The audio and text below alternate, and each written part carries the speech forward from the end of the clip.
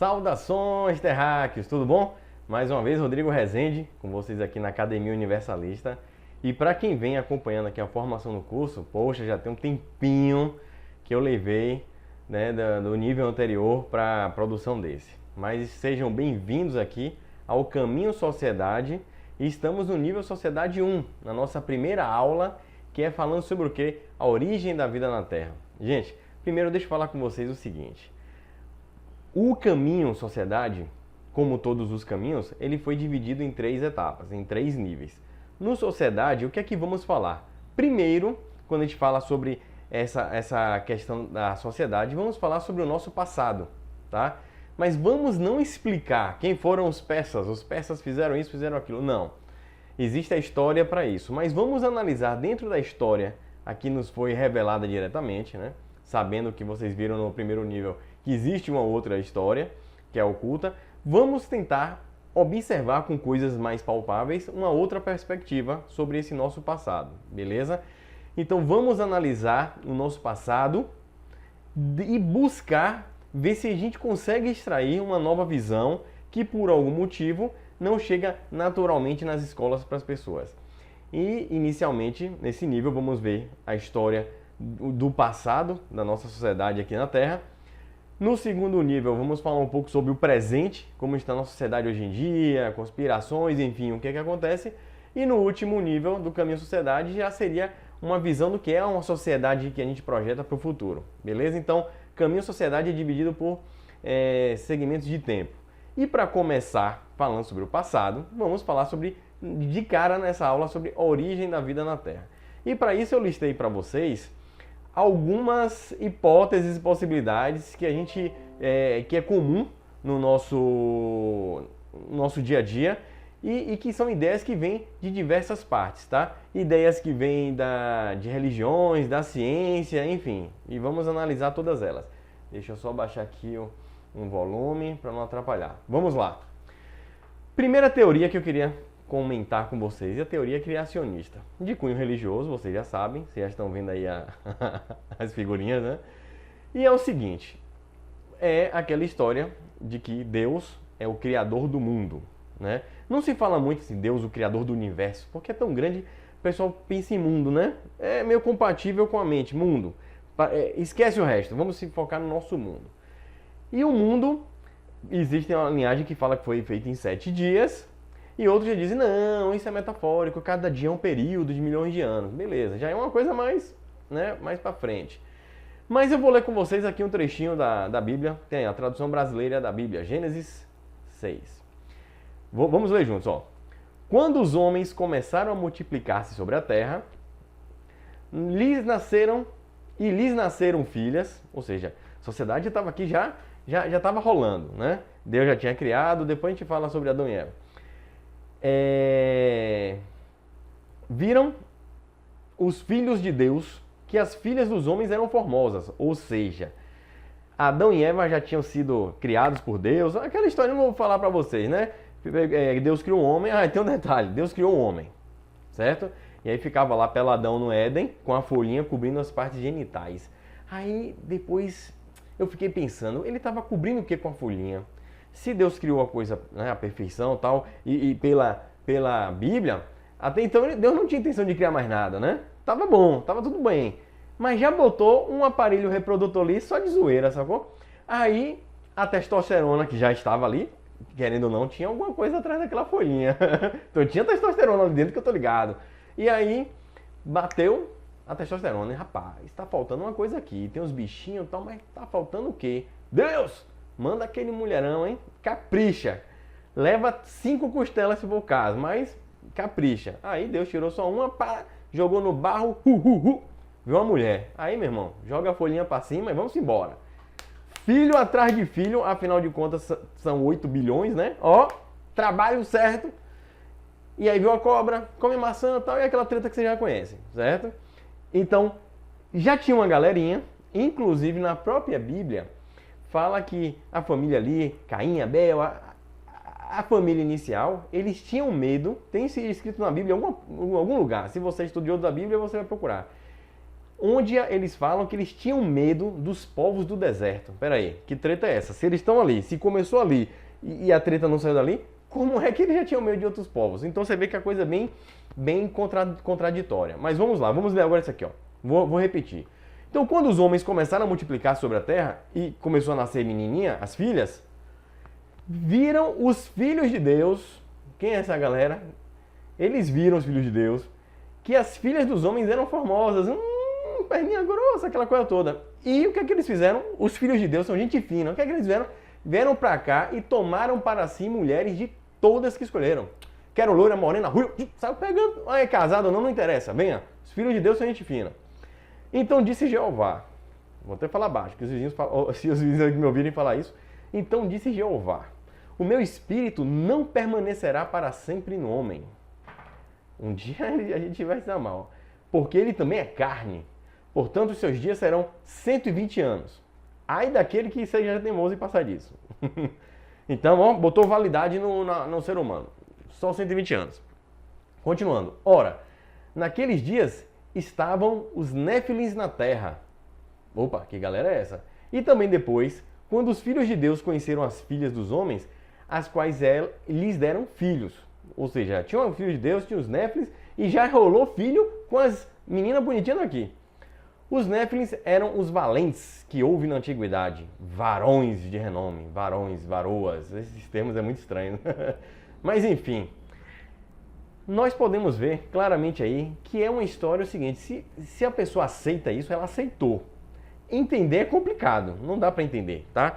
Então você vê que há uma personificação da criação do tudo e estava aqui, jogou no barro e aquela coisa toda. Então nós podemos abrir a mente a partir desse ponto e ver que é uma alegoria muito fantasiosa e até contraditória. Uma forma de dizer, rapaz, não faço ideia de como o ser humano surgiu na Terra, certo? Mas, olha o que eles já estão falando aí. Mas tinha gente de fora, que tinha a treta criada aqui por Deus, mas veio uma galera de fora pegar as mulherzinhas aqui. Inclusive, nessa ilustração aí que vocês estão vendo Adão e Eva, lá, branquinhos, né, na África, branquinhos e tal, com tigrão domesticado ali do lado e Jesusão ali só dando ideia. Ô, peladões, bota um manto aí, porque eu tenho um manto, vocês não têm, vamos, né, botar uma moda nesse negócio. Eu pensei que parece até iPhone ali em cima, mas não, são só janelas mostrando aí. Primeiro Deus no primeiro dia fez a luz, depois os céus, os continentes. Aí depois de criar os continentes é que ele fez o sol, a lua e as estrelas, ou seja, o planeta estava lascado, estava todo em gelo, porque não tinha nem estrelas, né? Aí depois as aves, os répteis, depois os mamíferos, o homem, no final, um descansinho, porque ninguém de ferro, né? E ali tá ali, né? Uma sátira ali a Adão e Deus, vão encostar o dedo no negócio. Tem alguma coisa que não tá batendo bem. E aqui embaixo, vocês podem ver aí, ó, os filhos de Deus eram gigantões, velho. A narrativa, lembra Davi e Golias? Tinha uma galera muito gigante na antiguidade aí, na narrativa bíblica. Cara, e eu tô com pena das meninas na época, viu? Mas não vou entrar nesse mérito, não. Então, a teoria criacionista é essa. Seria que a vida na Terra surgiu dessa forma. E uma outra seria... Primeiro eu vou falar sobre a biogênese. O que é a biogênese? Os caras analisaram, os cientistas na época, e viram o seguinte, rapaz, esse negócio de criacionista tá por fora. Vamos analisar aqui esse rio. Aí começaram a olhar um laguinho. Olhou, muita lama, as folhas vão caindo junto àquele lodo ali embaixo do rio. E aí, de repente, aparece sapo. Ele, rapaz, que zorra é essa? Como é que esse sapo aparece do nada? Opa, a biogênese. Talvez a vida, o sapo, venha do lodo. Né? Com o tempo, os componentes químicos estão ali. Gente, parece brincadeira, mas não é porque isso aí, os caras tinham que ter inteligência para inovar com a ideia, né? E observaram. Então, o lodo, de alguma forma, os componentes se emaranhavam de um jeito que dava condições a nascer a vida. Então, nascia o sapo do lodo, ou um pato lá do lodo, enfim. E aí veio a ideia da biogênese, e começaram a estudar isso. E, não alongando muito, esse famoso carinha aí embaixo, por sinal com a barba até estilosa, Louis Pasteur. Vocês vão entender porque o leite de vocês é pasteurizado, em homenagem a esse cidadão aí, certamente de inteligência monstruosa, que ele fez o seguinte experimento. Olha, esse negócio de biogênese, vamos ver se rola. Ele pegou uma solução, certo? Tá ali um caldo nutritivo, tá aí na imagem, e colocou no recipiente, certo? ele ferveu não, ele elevou a temperatura até uma temperatura onde ele, examinando lá por microscópio, viu que os micro-organismos estavam mortos, ou seja, se tornou uma solução, uma mistura estéril, de vida, mais nutritiva, né, os nutrientes que estavam ali, e ele isolou do ar, ficou ali um sistema fechado. Então ele ficou esperando, no sistema fechado, esse próprio lodo, vamos chamar assim, originar a vida. Passar um dia, 2, 3, sei lá quanto tempo passou, e esse negócio nada de um morfinho, um fungo, uma bactéria, nada. O negócio lá paradinho. Aí ele teve uma ideia, eu tive uma ideia. Vou agora pegar esse lodo, esse suco nutritivo que estava isolado e vou deixar em contato com o ar. Logo depois, a vida surgiu. Então ele chegou à conclusão de que a vida não brota do lodo, e sim, ela vem através do meio, né? Poros, outras bactérias, sementes, enfim. Alguma coisa contamina aquele meio com vida, né? Você pode chamar assim. E aí veio a questão do processo da pasteurização, como o leite. Por isso que o leite é armazenado por muito tempo dentro de uma caixinha. E se você pega o leite da vaca e bota na caixinha, um tempo depois os próprios micro-organismos naturais do leite e da vaca ali na retirada, enfim, vai estragar rápido. A mesma coisa é feito com vinho, tá? Então veio aí a biogênese, né? Já tirou essa questão de vir do lodo. Então já veio uma outra questão, que seria a própria reprodução da vida, né? Um organismo surge a partir de um outro, então não vem do nada, não vem da matéria bruta espontaneamente. Isso já foi um grande avanço. Então vamos continuar uma outra possibilidade, que é a panspermia. Que zorra de nome estranho é esse? Vamos devagar, vocês estão vendo muitas imagens aí. Primeiro eu vou falar o seguinte.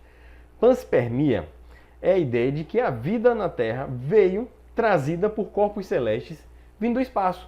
Por exemplo, tinha um outro planeta lá que tinha vida, por algum motivo o planeta sofreu um impacto de alguma coisa ou explodiu por algum motivo, e um pedaço desse planeta, um pedaço de uma pedra cheia de micro-organismos, sei lá o que foi desse planeta, caiu aqui na Terra, num período lá remoto, onde tinha condições daqueles elementos, né, se procriarem, bum, explodiu a vida na Terra.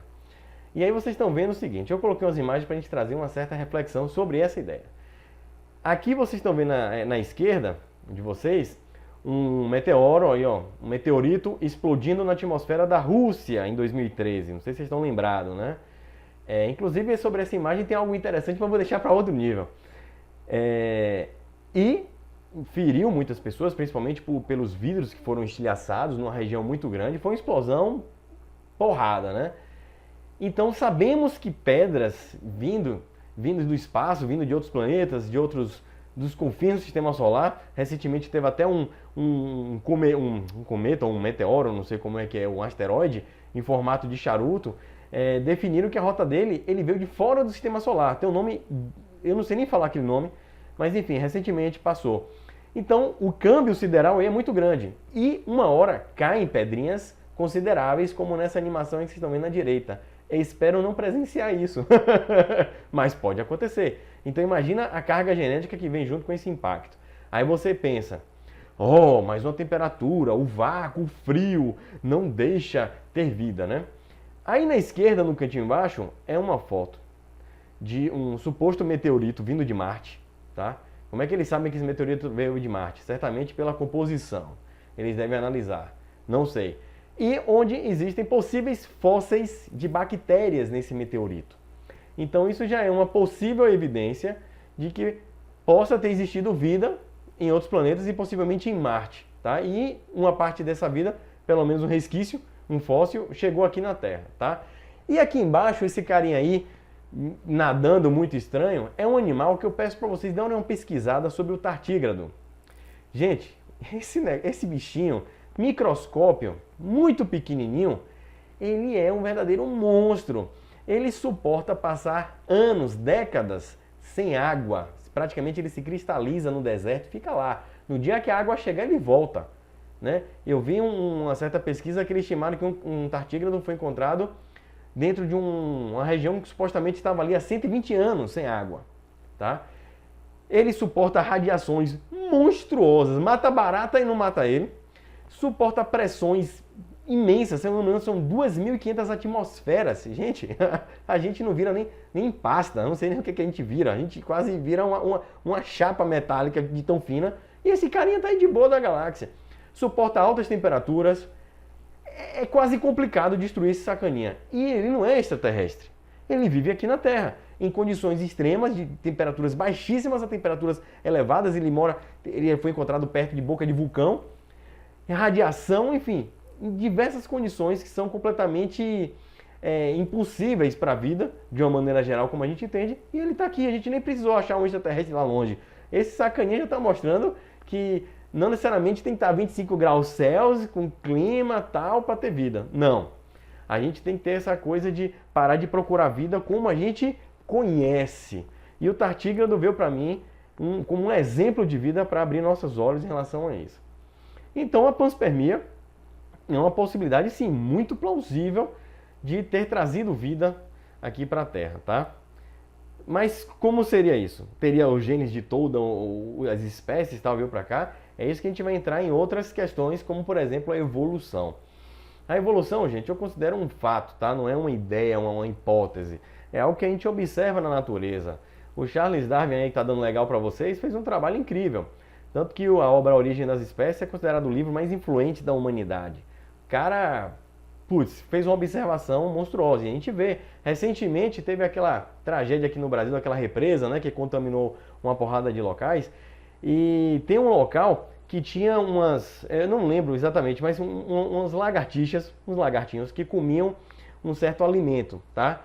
E esse alimento, esses insetos, com essa tragédia, eles terminaram saindo ou morrendo e foi proliferado um outro tipo de inseto. O que é que acontece?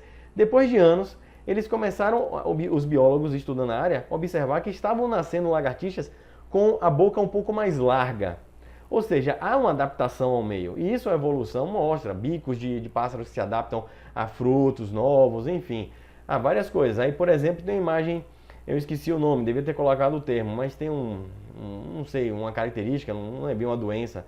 Algumas questões hereditárias de pessoas que nascem ainda com rabo. Essa foto aí é real. É o nosso verdadeiro cóccix. Tudo indica que o cóccix é um restício, um vestígiozinho, um resquício, na verdade, de, quem sabe, uma protuberância, um rabo aí de nossos ancestrais primatas, né?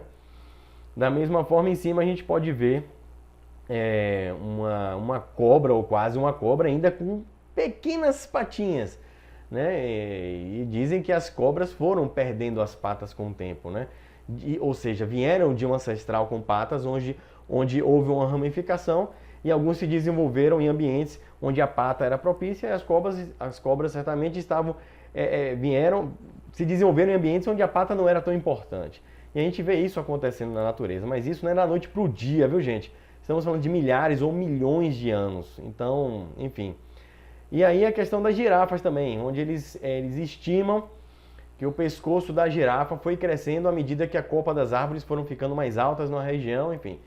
Então a evolução mostra que as espécies elas vão se adaptando e vão se evoluindo a partir de ancestrais semelhantes. E aí a gente começa a entender, então uma vida pode ter vindo no material genético, uma vida que dentro de um ambiente, de um planeta, pode ter se diversificado em diversas espécies. Isso é possível? Não só é possível, como a gente vê acontecer aqui no planeta. E o interessante é que a gente vem falar, e vai falar daqui a pouco, a respeito dos elos perdidos. E a gente vai colocar uma ideia do que é o elo perdido e que vai, junto com a panspermia, trazer uma nova possibilidade.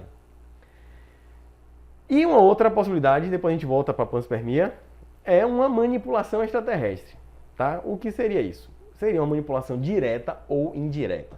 Primeiro eu vou falar sobre uma indireta. Gente, o que é manipulação indireta? Imagina só, a vida não tinha vida aqui na Terra. Certo? Não foi um meteoro que trouxe. Simplesmente o ETzão estava indo para Vênus, veio lá, né, a namorada tal, que ele estava passando uns trabalhos lá em Júpiter, e aí deu uma paradinha no meio do caminho, porque bateu aquela vontade de fazer aquele pipi. Aí ele desceu aqui na Terra, abriu, né, ar respirável, ou então lá no seu capacete, abriu o zíper, fez o seu xixizão, ou então só descarregou a aeronave e seguiu em frente. Ou então aquele filme, Trovão, alguma coisa, eu não lembro, que é o seguinte, é um filme, eu esqueci o nome, eu sou péssimo com nomes, mas é um filme que mostra que no futuro eles têm condições de viajar no tempo. Então eles, por diversão, ó a treta, eles vão para a época do dinossauro para caçar dinossauro. Então eles sempre caçam o mesmo dinossauro que eles sabem que vai morrer e volta para não interferir no passado. Mas qual é a treta que rola? O cara deixa cair um sanduíche. Lascou, meu irmão. Você não faz ideia, o filme é interessante, apesar de ser um filme classe B feio, a produção, mas mostra que o presente foi completamente alterado, completamente por causa de um sanduíche que caiu lá, com material genético do cara, né? Enfim, saliva e tal. E isso, no filme, alterou a nossa civilização presente. É interessante. Onde mostra que os répteis passaram a dominar o planeta no presente. Enfim, é uma ideia interessante. Então, indiretamente, o ETzão pode ter largado um Barroso aqui e a gente veio. Imagina a gente evoluir a um ponto de entender. Não, a raça humana veio de um cocô alien. Porra, que moral, hein, pai? Durma com essa. Eu não tô nem aí. Pra mim isso é indiferente. Tá falando do meu corpo. Se eu vim no cocô, numa saliva, enfim, no meteoro. No final das contas, para você, fervoroso religioso, é tudo criação divina, tá? E o que é uma direta? A direta é o seguinte, a direta é um ET veio e colocou a vida aqui de propósito. Ou até pegou uma vida que já existia, latente, através da panspermia, o meteoro veio e chegou um estágio de vida aqui, um ETzão passou aqui e falou assim, rapaz, deixa eu estudar essa parada, deixa eu misturar esses genes, oh, interessante essa cadeia de DNA, pô, deixa eu encaixar isso aqui, aí caiu um frasco. Ou então ele jogou mesmo lá, não, vamos ver aqui, vamos alterar, vamos pegar o nosso DNA e vamos misturar aqui com esses primatão aí, para ver se dá um upgrade aí, para até quem sabe ajudar alguma coisinha e tal, enfim. Então há uma intervenção direta. Tá? É uma possibilidade. E a gente vê em muitos mitos, muitas lendas, como os sumerianos está embaixo, aquela coisa dos Anunnaki e tal, que é uma possibilidade. Inclusive, há muitos relatos de pessoas, através de hipnose ou não, em que falam de abdução. É um filme, né? Acho que na verdade passou aqui no Brasil em 3 episódios, transformaram em uma minissérie chamada Intruders, onde mostra sobre essa hibridização do DNA da raça humana com outras civilizações. E a proposta não é nem modificar a raça humana, eles estão recuperando a deles. Eles estão pedindo emprestado o nosso material genético. Não é que eles querem fazer a treta aqui, eles estão tentando resgatar uma treta lá. Então, são possibilidades, são hipóteses que vale a pena a gente pensar, é uma possibilidade. Eu não poderia vir jamais aqui dizer, foi assim como a maioria dos canais fazem aí. Eu quero que vocês abram suas mentes, tá? Então vamos seguir aqui para o DNA lixo. A gente está falando de evolução, de elo perdido, que a gente vai falar daqui a pouco. DNA lixo é uma coisa interessante, está sendo muito estudado agora, onde dentro da nossa cadeia, depois que ela foi, né, decodificada, mais ou menos, conseguimos ver toda a nossa cadeia, que é monstruosa, é imensa. Gente, é informação que daria bilhões de DVDs aí de informação. E é o seguinte, vou ler aqui com vocês o que é esse DNA lixo. Olha que interessante. Esse é o nome dado a 481 sequências específicas de DNA. DNA lixo, foi dado esse nome, que aparecem idênticas em uma ampla gama de animais diferentes. Humanos, camundongos, galinhas. Você tem aí 481 sequências de rato, seu rato. Não vou dizer sua galinha, né? Sua ave. Eu também tenho. Então são trechos, portanto, que não foram alterados ao longo da evolução das espécies. De alguma forma, a seleção natural fez questão de manter esses pedacinhos ali, inalterados em todas as espécies. A fonte aí foi a super interessante, a revista.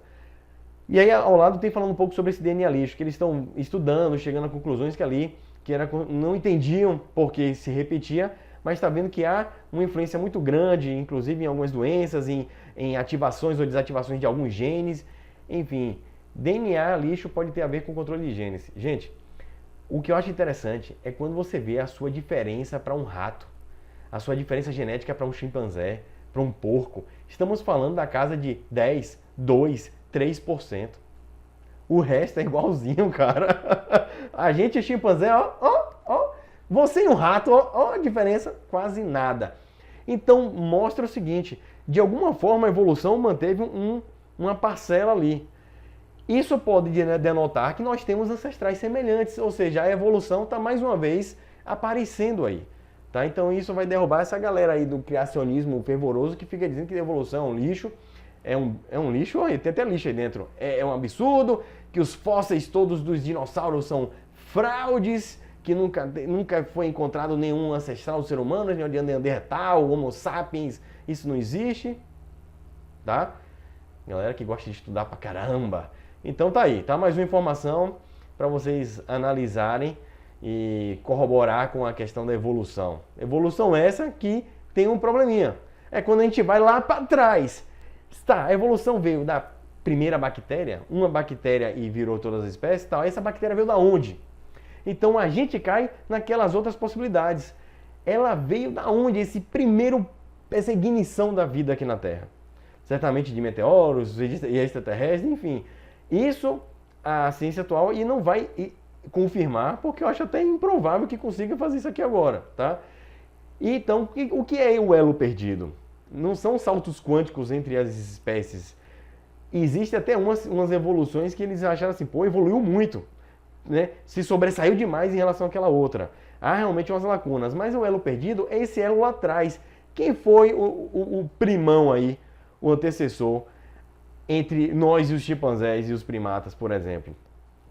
Nós somos uma evolução dos macacos. Não quer dizer que... Ah, não, porque senão não teria humanos e os humanos seriam macacos, enfim. Macaco é macaco, humano é humano. Beleza? Estamos vendo aí na natureza. Mas viemos de parentes semelhantes. E é justamente, ó a evolução humana aí, ó, o GIF, tá vendo?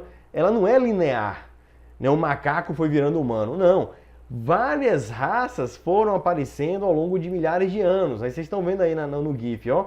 Várias. E outra coisa, inclusive elas coexistiram. Tá? Não foi morreu o Neandertal, veio o Sapiens. Não. Eles coexistiram. Inclusive, recentemente, não deu para colocar nos slides, que isso foi essa semana, tá saindo aí uma nova descoberta arqueológica, onde eles mostraram que é uma ossada de uma suposta menina, ela teve... Os pais eram de raças diferentes. Um era Neandertal, o outro era Sapiens. Então o Neandertal e o Sapiens tiveram aquele relacionamento de amor e nasceu essa mistureba. Então isso aconteceu lá atrás. Tá? Então mostra que a evolução ela se ramifica. Só que o que é o elo perdido? Começou de quem? Quem é o primeirão? Quem é o comum? É toda essa galera que deu esse DNA lixo para todo mundo. Então essa é a questão. Então você aí que está tirando foto, essa selfie com bico de pato, você tem DNA de pato. Tá? Então se você, ó, tá com o biquinho, o macaquinho ali, ó, assim, viu? Olha o Chaka aí, ó. Olha lá, ó. Somos todos parentes. Então, essa é a ideia, tá? Então mostra e reparem que uma não derruba a outra. Minha visão é de Rodrigo, tá? Eu vejo o seguinte, a vida, gente, veio de fora, mano. Veio de fora aqui pra Terra. E ela se desenvolve. Isso é a evolução da vida. Ela se adapta. O que eu acho interessante nessa energia vital da vida é que não importa onde tá, ela quer existir.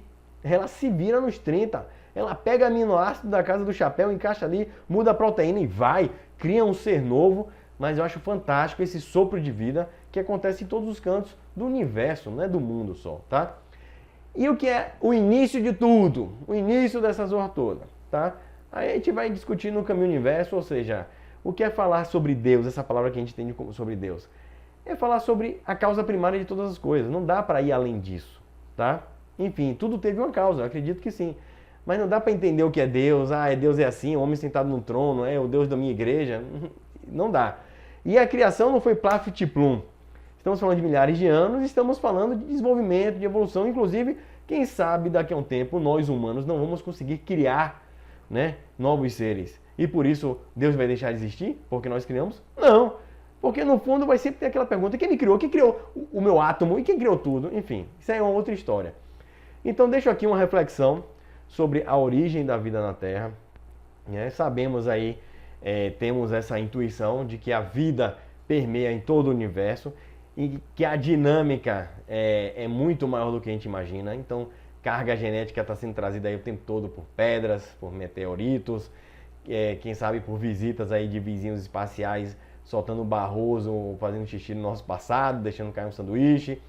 Enfim, mas o que sabemos é que a vida começou aqui nesse planeta e que ela não está muito bem, que o ser humano está causando uma miséria nesse planeta, que os outros animais estão sofrendo Animais que nem a gente, o ser humano é um animal, porque você ter 2, 3% de diferença para mim não quer dizer muito, ao mesmo tempo que causa uma diferença absurda. E o que precisamos agora é abrir nossas mentes e, antes de tudo, se conscientizar de que temos que ser gratos por estarmos aqui nesse planeta, por estarmos vivos e fazer isso valer a pena e nos fazer merecidos dessa grande dádiva que é a dádiva da vida, tá? Então é isso aí, gente. Primeira aulinha do nível 4 concluída. Do nível 4 no nível Sociedade 1, está sendo o quarto aqui na produção. A viagem do conhecimento continua. A gente se vê em breve aqui na segunda aula, tá? Espero que vocês tenham gostado. Se gostaram ou não, deixe seu comentário aqui embaixo dessa aula, que a gente vai estar conversando com vocês, os outros participantes, os outros alunos aqui, trocando ideia e construindo novas perspectivas, que esse é o intuito, beleza? Então até breve na próxima aula aqui e acompanhe também lá os outros caminhos, tá? O caminho consciência, o caminho universo, que tem muita coisa para fazer na sua mente, ó, pensar, ver novas perspectivas. Valeu? Abração, tchau, tchau, gente. Abraço, fui!